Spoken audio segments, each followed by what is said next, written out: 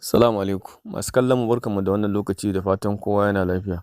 A yau darasinmu na yau zan nuna muku yadda za ku sayi data mai sauƙi a layin MTN 1.2 gig a kan naira 150 amma ga masu amfani da MTN kawai.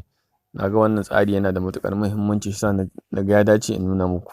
Saboda haka idan ka kasance ba kai mana subscribe ba, ka daure ka danna mana alamar subscribe sai ka danna ƙararrawar sanarwa sannan ka zaɓi all. Idan kuma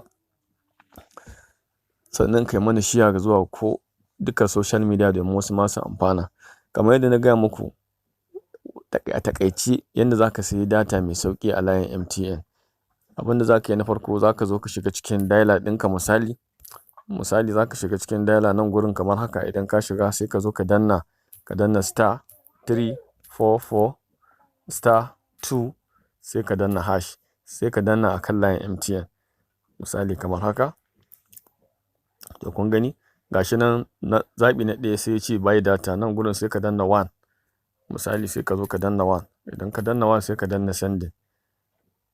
Kun gani abu na gaba da zai ce maka sai ya ce gashi nan 350 weekly bundle na wata ɗaya 1.2 sai ka danna 2 misali sai ka danna 2. Idan ka danna 2 gashi nan kun gani ga abin da ya nuna muku. Kun gani ya ce ku migrating akan naira 150 amma sai mai layin Airtel. Idan kana bukata kawai in kana da kuɗi 150 a ciki sai ka zo sai ka danna 1 kawai sai ka danna process. In ka danna 1 misali in ka danna 1 ka gani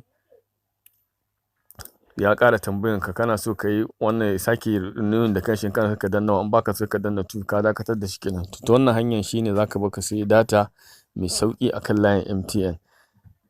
Wannan bidiyo idan ka ji daɗin shi to da Allah ka danna mana alamar like sannan kai mana subscribe idan sabon zuwa ne kai, sannan ku yi mana share a duka social media. Na gode.